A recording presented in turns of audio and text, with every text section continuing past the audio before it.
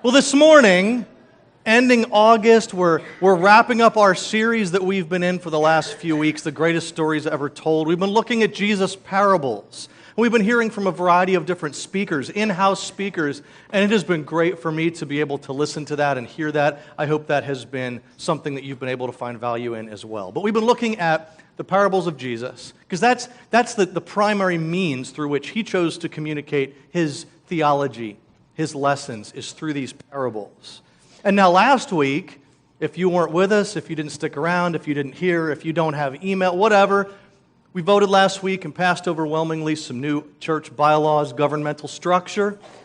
And that's just simply representative of an exciting step forward in our church history, in our time, okay? And so that's the thing to be excited about. I'm excited to be on board with this, with all of you moving forward. Look for ways for new things, gatherings, get-togethers, new shape of things.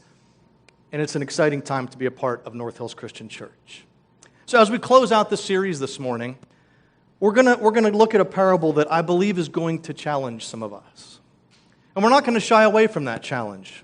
I want to encourage you to fully lean into this parable today, to be willing to let God's word maybe put you under the knife a little bit, because I know that has taken place in me as I've prepared. Let me start with something. What comes to your mind when you think of a banquet? Maybe for you it's a lavish meal experience you've had, maybe on a cruise or some Las Vegas buffet or something. I don't know what it is. Maybe for you it's the scene from the Tom Hanks movie Castaway when he's finally rescued and he's stateside and they have this ridiculous buffet of king crab legs and all sorts of stuff, which is ironic. But anyway, if you've seen the movie, that's ironic. Maybe for you, you're one of those people that has like 40 people over at your house for Thanksgiving because you like to punish yourself. And you think of that giant table and the huge Thanksgiving spread. Maybe that's what comes to your mind when you think about a banquet. Or maybe you're like me. You grew up in the 70s, 80s, blue-collar America, and the word banquet makes you think of TV dinners that were all over the place back then. Oh, my word. You remember those things? You get like the little corner of corn in the right-hand top, maybe some whipped potatoes, a big slab of meat and gravy called Salisbury steak. I don't even know what that is. And then that tiny little rectangle on the upper left side that's some sort of little cherry cobbler or something. There was never enough of it. You remember those things? I loved those.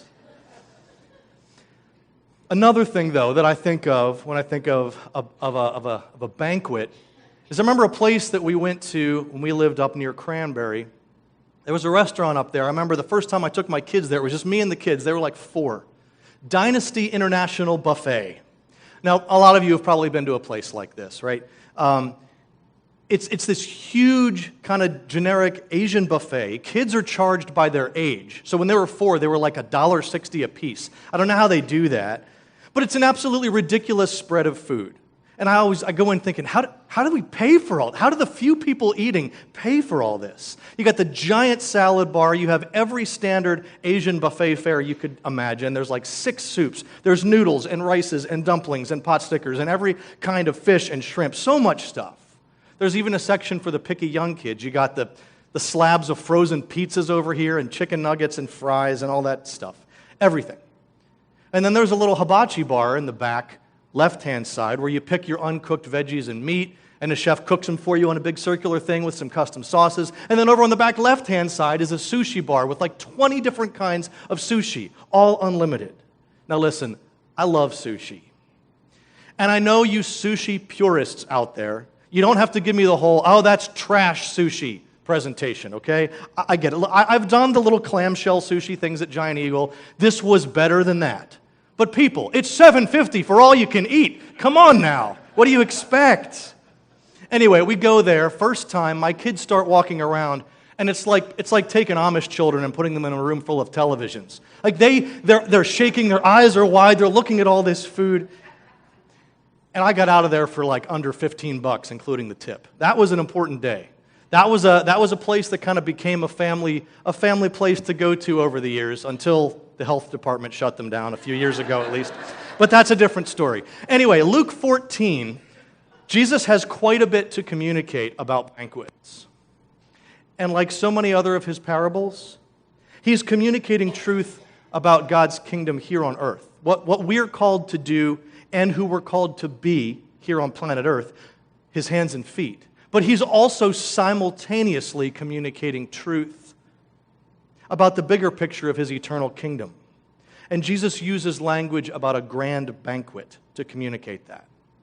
And just like all the other instances in these parables, it's crucial for us to look at the historical context, to take note of what would have been heard and understood by those listening to Jesus when he spoke. Because after all, he's communicating to a gathering of first century Middle Easterners, not 21st century Americans. So it benefits us greatly to understand what they would have heard, okay? So we're going to be taking a look at all that as we dive into this morning to the parable of the great banquet found in Luke 14. That's kind of where we're going to park for the morning. But let's set this up a little. In the beginning of the chapter, we read that Jesus is at a distinguished meal at the home of a prominent Pharisee, kind of a high-order religious nobility, if you will. And this is authentic, historical Middle Eastern stuff here. This was common. A traveling rabbi or a teacher would pass through a village, and the religious leaders would invite them to a meal in which they would kind of investigate the political and the religious views of this teacher. It was very common. So this chapter starts with him in one of those meals. He's sharing at a distinguished dinner party with the Pharisees, with religious noblemen, so to speak. We read right away in Luke 14, the first verse, "One Sabbath, when Jesus went to eat in the house of a prominent Pharisee, he was being carefully watched." So that's what's going on. That's kind of the setting that's taking place. And Jesus gets asked some questions, and he uses those questions to offer insight into his very different kind of kingdom. In some of the earlier verses in the Luke 14 dinner party, this is where Jesus starts telling his religious high-order hosts that they shouldn't be looking to invite just their circle of friends and dignitaries and upper crust guests to these dinner parties. But instead, maybe they should consider inviting those outsiders who aren't the type that could ever throw a similar banquet back for them. Jesus goes on to say this, "But when you give a banquet, invite the poor, the crippled, the lame, the blind, and you will be blessed. Although they cannot repay you, you will be repaid at the resurrection of the righteous." And then one of the religious leaders, upon hearing that, he interjects the next verse. Verse 15, "When one of those at the table heard this, he said to Jesus, 'Blessed is the one who will eat at the feast in the kingdom of God.'" Here's what's going on. The Jewish leaders are listening to Jesus, and when they hear that being blessed and resurrection of the righteous language that Jesus just said, when they hear that, it sounds to them a lot like their language when they talk about what they would have called the Messianic banquet. Okay? Messianic banquet. It was one of those kind of hot-button religious topics that religious leaders in that time liked to spend huge amounts of time on debating and proclaiming their views on. Now, we don't have anything like that today, I'm sure. But anyway, one of them hears Jesus says that, and basically challenges Jesus to address his views on the Messianic banquet. They kind of ignore what he just said about hey, who are you going to invite to your banquet? They hear the trigger language. They're like, "Hey, tell us your views." Is basically what's going on here, okay? The Messianic banquet was that anticipated Jewish Messiah who would gather those counted worthy for his great banquet at the end of history. That's what the Messianic banquet is. That was the kind of hot-button topic. And there's actually a lot of historical records on this. Kind of started in the Old Testament in the book of Isaiah. In Isaiah 25, Isaiah dreams of a kingdom that God would usher in with a glorious banquet fit for kings, where all peoples from all nations would be among the guests, where God himself would, as it says, destroy the shroud that enfolds all peoples and wipe away their disgrace forever. It continues in later chapters in Isaiah, where the prophet writes about God gathering people from all circles and all nations, drawing in the outcasts and the far reaches of what would otherwise be disgraced people groups. Look at a few of these passages. This is Isaiah 49:6. It says, "I will also make you a light for the Gentiles, that my salvation may reach to the ends of the earth." And again later in chapter 56, also speaking of those same outsiders, it says, "To them I will give within my temple and its walls a memorial and a name better than sons and daughters. I will give them an everlasting name that will endure forever. These I will bring to my holy mountain and give them joy in my house of prayer. Their burnt offerings and sacrifices will be accepted on my altar, for my house will be called a house of prayer for all nations." It's beautiful and poetic writing, and it hints at a lot of things that we've come to recognize in the person of Jesus and his ministry on earth. But here in the New Testament, in Jesus' time, by that point, it had evolved into a hotbed of debate in Jewish circles. In fact, by the time of Jesus, Isaiah's words and dreams about this kingdom had kind of been hijacked.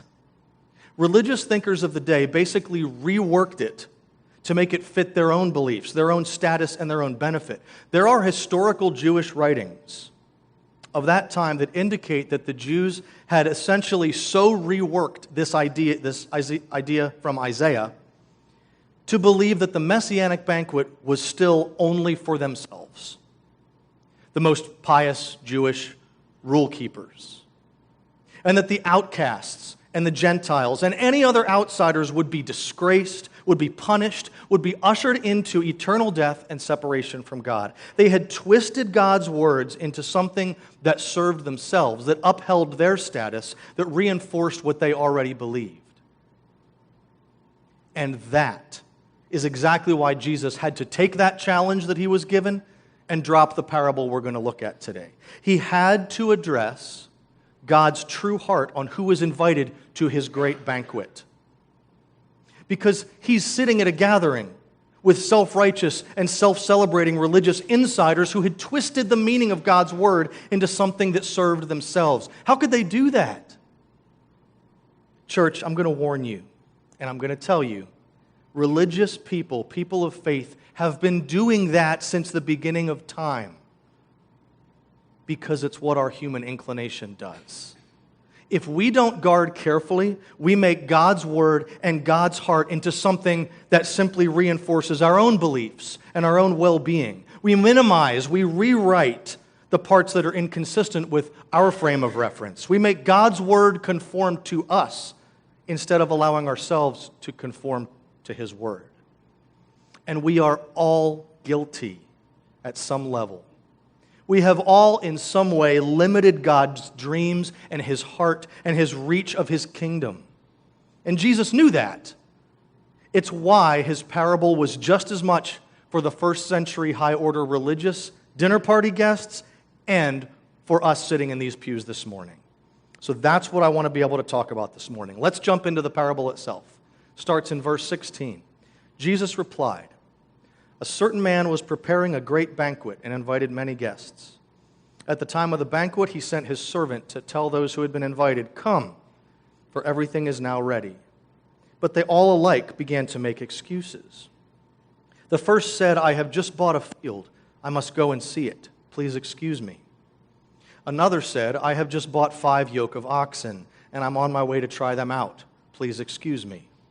Still another said, 'I just got married, so I can't come.'" I'm going to warn you ahead of time. There's different stuff in here than seems on first read. Maybe different than you've heard before. And it's about historical context. I don't want us to miss this. In traditional Middle Eastern culture, these banquets were lavish and highly celebrated. The host of such a banquet would invite a group of their friends and personal associates counted most worthy and desirable. On the basis of the number of those guests who accepted the invitation, the host would begin the long and elaborate process of preparing, reserving the banquet animals, preparing the feast, making all the arrangements. It was a long and elaborate ordeal, so it was known that you don't accept an invitation lightly. If you accept the invitation, you have been counted worthy. You are honored, and your acceptance assumes you will be present. Pending some sort of emergency, okay? So on the day of the banquet, the invited guests would begin to assemble nearby the home, in the village, sometimes in a courtyard. And when everything is ready, the master, the banquet host, would send their servant out to the village with the classic phrase, "Please come, everything is now ready." That language, in fact, that's used in the parable, is still used in these cultures today. Still used. So the servant in Jesus' parable makes that anticipated announcement to the guests who are waiting. But instead of celebratory eagerness to enter the banquet, the excuses start to come. See, like I mentioned earlier, the guests were expected to be present. It was both an honor to them and to the host. This is dignity. This is honor. If they couldn't be present, they were required to offer an exceptional and understandable excuse, accompanied by an apology and a request to be dismissed. A lame or a casual excuse would have been seen as a deliberate insult, a deliberate public insult, in fact. And that's where this story may have some context that wouldn't be caught on first read. See, the first guy says, "I just bought a field," and he's going to go and check it out. So he asks to be excused. The Middle East contains a lot of desert and relatively little agricultural land. To buy or sell cropland is a very long, exacting process that can stretch many months and even years. So in this culture, before anyone would even consider buying a field, they would learn absolutely everything they could about it. The drainage, the quality of the soil, the direction the sun is facing, the crop yield in past years, among many other things. All of this would always be asked and researched before the buyer would purchase the land. This would have been very familiar to the audience listening to Jesus speak. The cultural equivalent would be like, today, would be like maybe a husband calling his wife on the phone saying that he's going to be late for dinner because he just bought a new family home, sight unseen. It was absurd. You don't do that. It would have been understandably absurd to the listeners. So, you catch what's happening here? The guest is deliberately insulting the host. That's how it would have been understood. It's like you ask someone on a date to a really expensive restaurant. It's a highly anticipated date. You plan this a long time in advance, you save up money, and right before you head out to pick up your date, the phone rings. And she says, "Sorry, not going to make it, I need to wash my hair." It's that kind of a thing, okay? It's understood to be an insult. The second guest, he follows a similar path. He says he just bought 5 yoke of oxen. A yoke is a pair that pulls together. It's for strong labor. It's attached to, there's a yoke and there's 2 animals that pull, okay? A yoke is a pair. And he says he needs to go test them. He asks to be excused. In historical Middle Eastern marketplaces, it was crucial to test a pair of oxen before buying them. They would have to show that they can pull equally together with matched strength and similar endurance. They'd be useless otherwise, completely useless. So people, for the sake of their own livelihood, would have to test before they purchased. It was just understood. No one would even consider buying 1 yoke of oxen without testing them. To say, "I bought 5 pairs and need to go test them," was an act of such absurdity that it almost would have been heard as like a comedy grade comment. This guest's line was even more insulting than the first guy because its absurdity turned this grand occasion into a cruel joke. The last guest, however, takes the cake. It's like these guests are playing a game of one-upsmanship, the who can insult the host more than the first. This third guest says he just got married, he won't be coming. Public language in this culture about wives was steeped in chivalry and was incredibly guarded and particular. Still is. The language that you could use to even mention your wife was very, very specific. And things that you would do with your wife in private were 100% completely off the table to ever mention in public. This guest disregards all of that, and he goes a route that would have been understood to be extremely crass and unspeakably offensive. He basically says, if you break down the language here, he basically says the cultural equivalent of, "I just got me a new lady, and we're going to be taking care of business at home. I ain't coming." That's what's going on here. Doesn't even include the necessary request to be excused in the apology. His line was the final jab to do the most public shaming possible to the master. And the servant had heard enough. He didn't wait for any other guests to give their excuses. You see, in that culture, guests could essentially shut down a dignified banquet by doing this. It was an extremely cruel but effective way to permanently bring lasting and damaging humiliation, public shame, and disgrace to someone of noble standing. That's what would have been done. There were probably more guests waiting with excuses. It was sort of a stonewall to officially get this host, this master, publicly shamed permanently. That is what we're getting a picture of here. The servant stops after 3 and goes into the master. Let's continue with the parable. The servant came back and reported this to his master. The owner of the house became angry and ordered his servant, "Go out quickly into the streets and alleys of the town and bring in the poor, the crippled, the blind, and the lame." "Sir," the servant said, "what you ordered has been done, but there is still room." Then the master told his servant, "Go out to the roads and country lanes and compel them to come in, so that my house will be full. I tell you, not one of those who were invited will get a taste of my banquet." Right here, this is the breathtaking turn of events in this parable. Those Pharisees and high-order religious leaders that were listening to Jesus talk, they could feel the internal cringe as they heard each insulting excuse. They were the type of people that threw these banquets. They could feel the burning anger of the master as if it was their own. How dare the guests insult the nobleman so disgracefully? They could almost feel their own high-standing reputations at stake as they listened. Culturally, a scene like the parable describes would have been an understood recipe for some serious counterattack and retribution by the disgraced master. But in Jesus' story, the master takes all the raging internal storm generated by the anger over humiliation and injustice, and he reprocesses that anger into grace. He orders his servant to head out into the lanes and the streets of the city to bring in the poor, the diseased, the blind, and the lame. Precisely the same group of people that these religious leaders listening had convinced themselves would be excluded from the messianic banquet. You get the connection now? Jesus is referring to the outcasts within Israel, within the Jewish nation. The rough around the edges, common and unrefined people.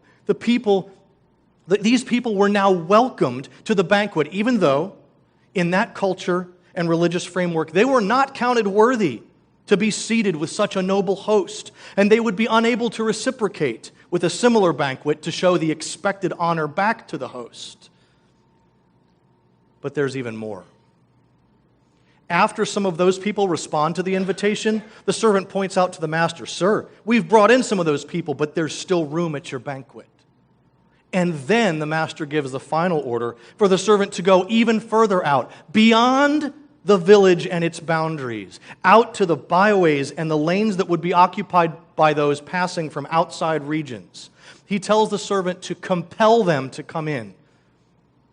The language here refers to the cultural understanding that someone delivering a message of an invitation to a banquet like this to someone so far on the outside would require substantial convincing and even strong-arming, letting the outsider know this is not a joke, this is for real. You really, genuinely are wanted at this banquet.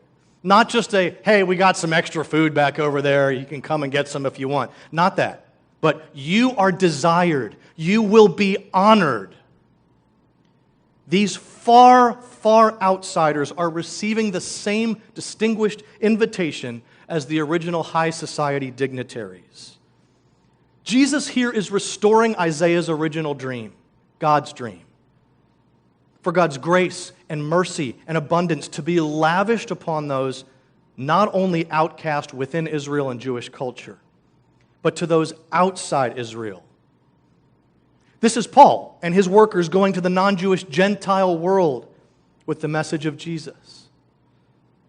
This is God's eternal and forever kingdom where the scriptures in Revelation describe a great multitude that no one could count from every nation, tribe, people, and language. That's the incredible picture of God's eternity.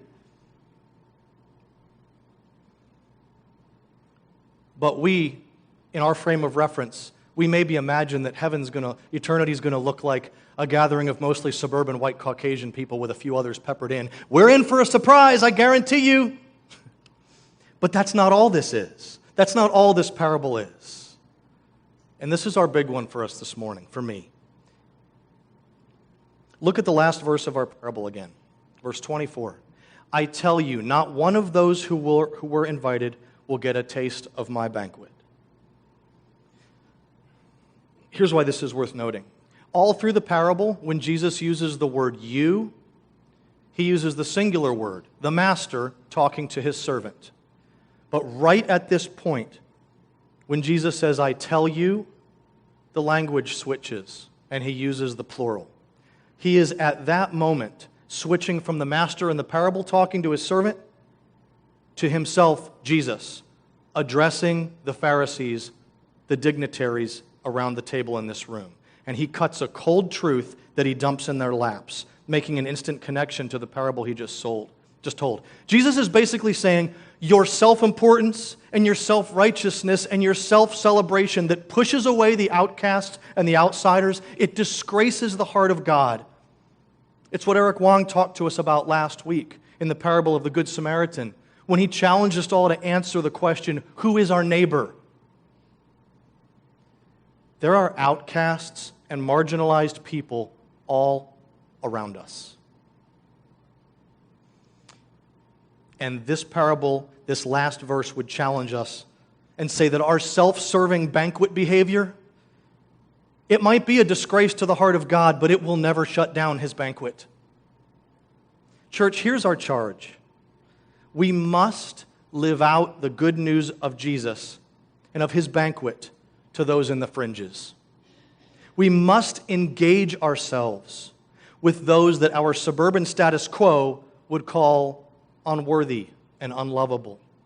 To share God's love and his connectedness and relational depth only with those we already like and are already friends with and already go to church with, and those who aren't too messy or too needy or too troubled or too burdensome. Church, if all we do is share love and life with those people, we are no different than a host throwing a dinner party only for those who honor him back and give him personal reward. That is not God's kingdom. Our call as a church, as individual followers of Jesus, is to get out of our circle of comfort and self-rewards and go to the people who need to experience the tangible love of Jesus in all sorts of ways. I want to be clear about something. We don't have to travel to a third world country to do this. They are your neighbors, your co-workers, the people at your kids' baseball games, the people that shop where you shop and drive where you drive. There are people who need God's love in real ways right in our midst. And I'm not just talking about cutting a check and throwing money at various organizations. I'm talking about the harder stuff like relationships, emotional and time investment, investing in people.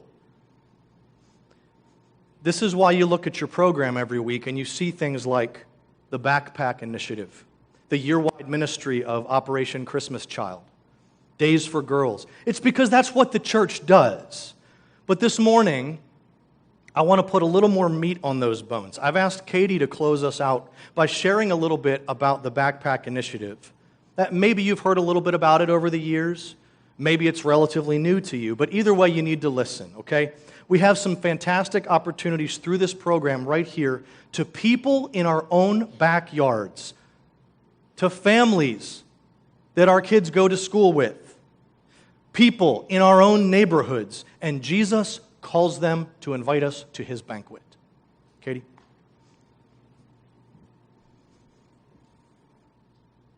Good morning again. I'm super excited to have an opportunity to come up and talk to you about the Backpack Initiative. If we don't know each other and you've just seen me on Sunday morning, I just want to take a second to introduce who I am.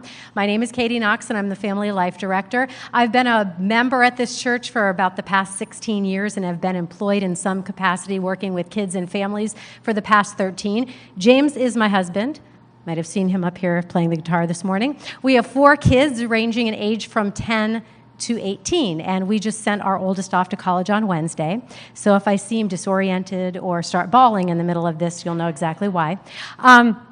So we've really been ingrained in this community for quite a long time, and we're in the North Hills School District. All my kids have started there, and they're still in there. And we've all been at the Ross Elementary School, which, if you're not sure where that is, that's off of Siebert Road. So all of our elementary schools are kind of uniquely positioned in little neighborhoods, and so we have a good rapport, and over the years have built a really strong relationship with the folks at Ross Elementary School and with the school district at large, because we currently have kids in all three schools, so we've been around and we're tough to get rid of. So I also have had the unique opportunity to substitute teach in many of the schools, which has even furthered that relationship with the faculty and the administration. And about 5 years ago, I was in the school helping out with one of the things that the kids had going on, and I ran into our guidance counselor, Dawn McElhaney. Fabulous woman, loves kids. She has a heart for kids and families and just kills herself day in and day out to try to provide for these kids emotionally and physically and spiritually, because she is a believer, and she's just a wonderful lady. And on this particular day, she looked really frazzled, like more than usual, because Dawn's usually a little bit frazzled.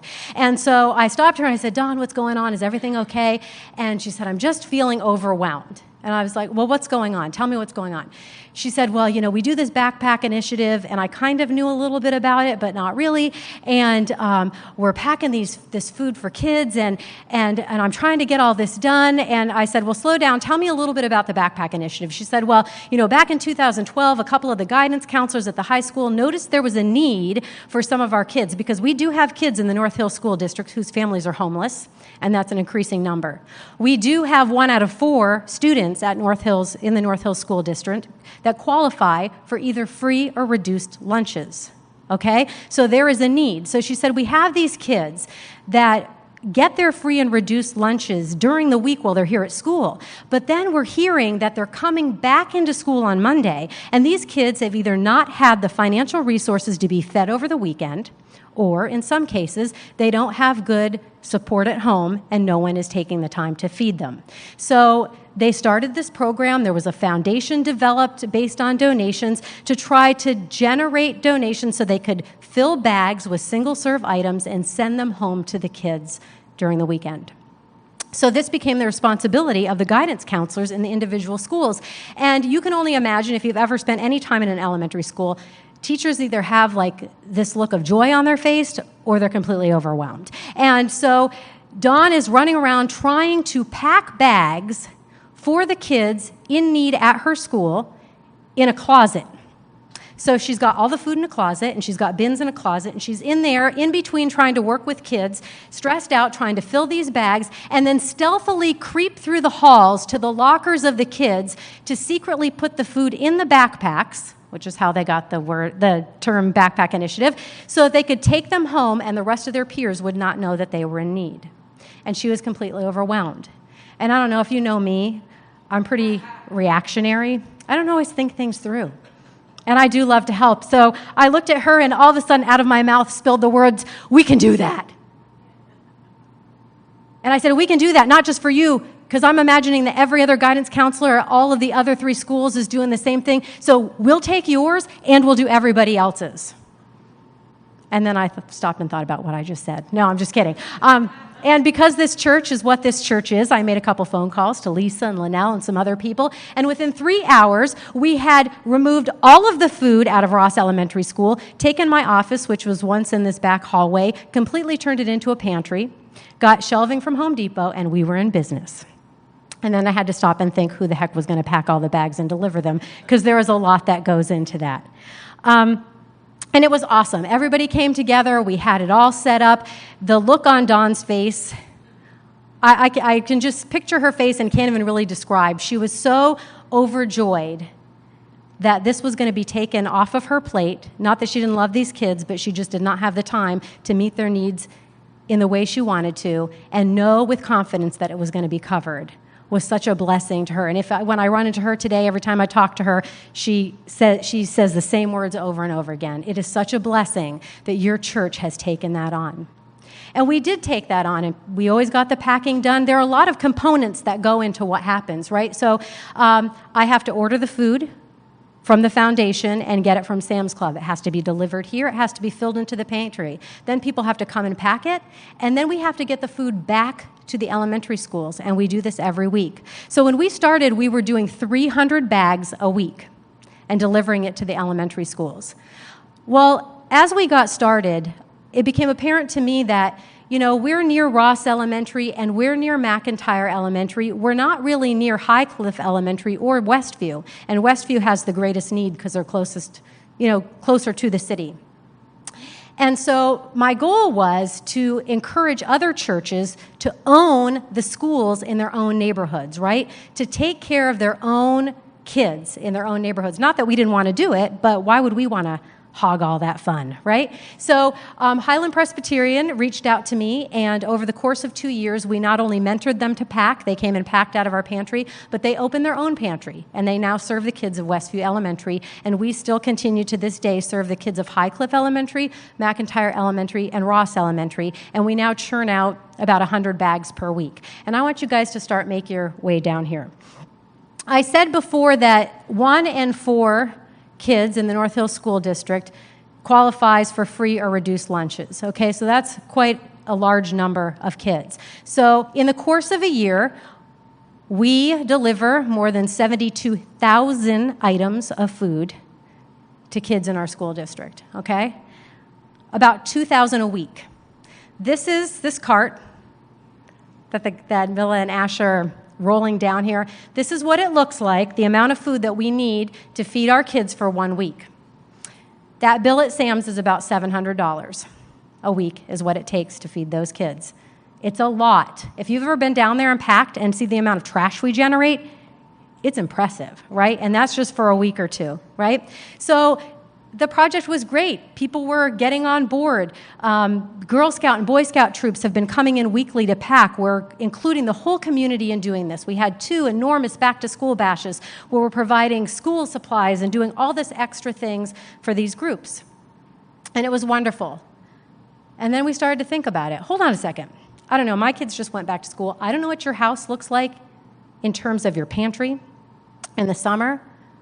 It is nothing compared to the school year. We are eaten out of house and home. There is no food in our house during the summer. So I start thinking, I'm like, hold on a second. If these kids are getting fed free or reduced lunches, it's taken care of during the school year, Monday through Friday, and we are providing food on the weekend, what the heck are they doing over the summer? Right? That's the greatest need. And so I met with the people, the administrators and the guidance counselors, and we're trying to come up with a plan because here's the problem. A lot of these families that need this don't have transportation. So we couldn't find a good central location for them to come and pick up the bags. And the school does offer a math and an English remediation program across from Highcliffe. And they were doing hot lunches, and we did take some bags there, but that was a very small percentage of the kids that needed bags over the summer. And we just weren't able to come up with an answer for that.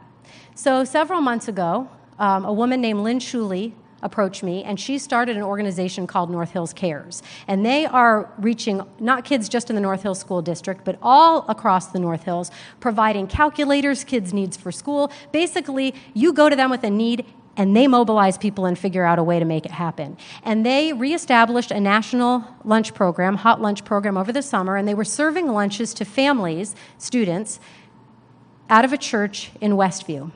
And Lynn said to me, it would be really awesome if you could bring bags, because we have the families coming to us. It's also a walking community, so families in need can walk to us and provide the stuff. Well, the summer was getting ready to start, and our program was great, but all of a sudden I realized we had a problem. We had worked so hard to include the community and make them a part of the process of this happening that they kind of took it over, and our church community went like this. So the work was getting done, but in large part, our involvement was about 8 people doing all of the work.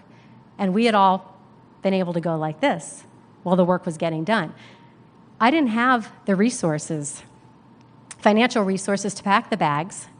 I didn't have the manpower because the Girl Scouts and Boy Scouts don't work over the summer.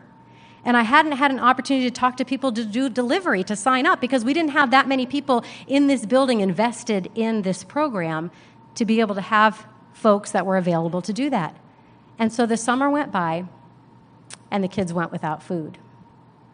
So Eric and I got to thinking about some new initiatives and thinking about this Grow, Serve, Connect thing that we've got going on as a church, and we're trying to refocus our efforts into how we're spending our time and what we're wrapping ourselves around as a church. And God gave us this thing to do. It was no accident that I was in the office that day and Dawn was overwhelmed and I blurted out that we'd do it all, and we have been doing it all. We've been getting it done, but we haven't been doing it all. And so Eric and I talked, and I said, Eric, I would love to do this. Like this, if they're going to continue this lunch program, we now have the place where we can relationally connect with families to kind of complete the circle. Because we can do all the task-oriented stuff, right? People can write a check or drop off applesauce or show up to pack, but we were missing that relational element to that. And I said, this is the thing, but we have a problem. We're not all in. We don't have buy-in from the church anymore to be able to mobilize and own this thing and take it and extend it in a million different ways to be able to continue this and provide more. And so we decided it was time to do a reboot, to start from scratch, to rebuild the program from the bottom up, with us being the foundation as a church community and then pulling in others to support us, as opposed to being community supported and us just kind of being the fringe players. So that's what we're talking about today, and that's what I'm asking you to consider doing. There's 3 different ways that this thing gets done. We talked about the most important one to push out right now, and that's the relational part of that, and that's what Ethan was talking about today. Right? It's easy to write a check. It's easy to drop off the applesauce. It's much more difficult to get in your car and commit an hour to going and meeting families and talking to them and seeing what their needs are and spending time. And the cool thing about the lunch program, it's the downside and the upside for us, is they don't feed the parents, which is a little bit sad because the parents who may also be hungry are sitting and watching their kids eat. So it's a fault of the program in my eyes.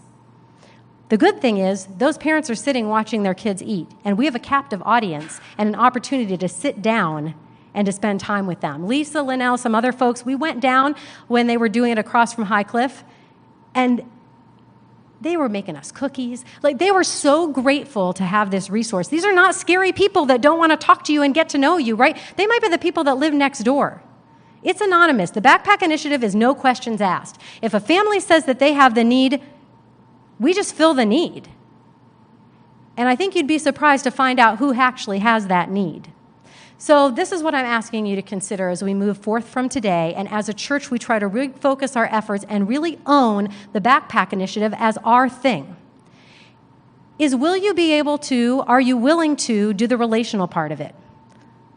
As we go through the school year, are you going to be thinking about the summer and saying, yeah, I'm going to be that person that'll take one Friday out of the entire summer to go spend 45 minutes with my kids, hand out bags, maybe bring some bubbles and some chalk and interact with some people.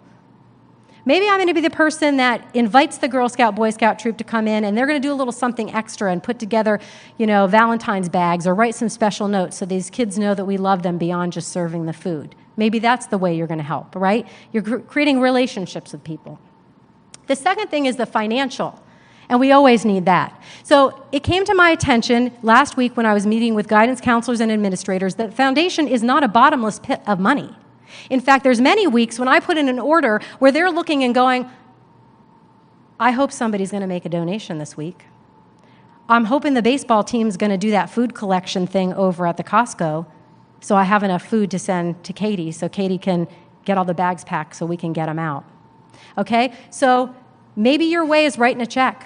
Maybe it's something you commit to do every week, that it's going to be $5 or whatever. Maybe it's that you're going to say, Katie said we need applesauce this month, and every month we have an item, one of these items that's on here, a single-serve item that we're trying to get donations for. Maybe you're just going to pick up an extra one while you're out and bring it in. Not asking for hundreds of dollars here. You can buy a 4-pack of applesauce for $1 at the dollar store, okay? So maybe that's your contribution, but you're going to commit to it, and it's going to be consistent.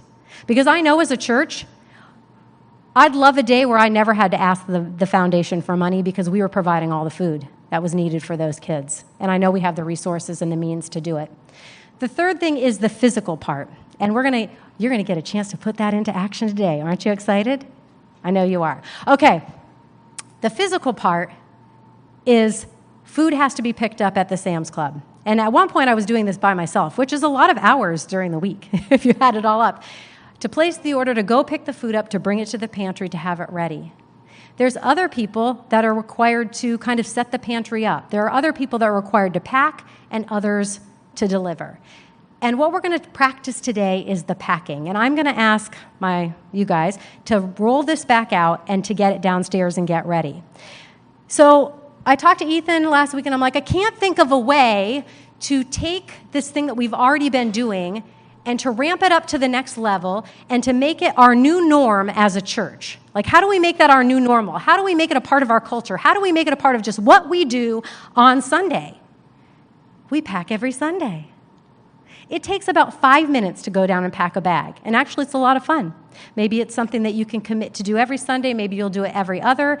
But making a commitment to do it. Find one of those 3 ways to plug in and make it a part of your new normal of how you're going to serve. Because I don't think they're big asks. Why would we even do this? Maybe it's just me because I work in ministry and I see this building, and during the week there's some stuff going on, but it's not very busy, and we have a lot of space and we have a lot of resources. And I often think to myself, if this building went away tomorrow, if this building burnt down tomorrow, other than it affecting us because we'd have to find another place to worship, would anyone miss us if we went away tomorrow? And as a church, I think that's a huge question to ask ourselves. Are we doing anything that is impacting our neighbors in our community that would make them miss us if we went away tomorrow? I believe that God gave us this thing to do for our neighbors and for our kids. And they may not be the kids in your kids' school district, and that's okay, because chances are they probably have a project just like that. We can individually do things that are sharing the gospel and sharing God's love. But when we take action as a church body, the body of Christ, that's an enormous statement, right? If we as a church are saying, come in here and we're going to go out and do something, but nobody ever sees us doing anything, what is that saying? No wonder we have hypocrisy that 20-somethings and 30-somethings struggle with in the church, even if they grew up in church and they never come back, because we say it, but we don't do it. If we're doing it as individuals, it's important, but it's harder to see. When we're banding together as a church community and showing God's love in mass, that can have an enormous impact on our community. So I'm going to challenge you today to be a partner with us in being that impact. Help us to become the church that is missed if we're not here. Thanks. And we're going to pack as soon as church is over.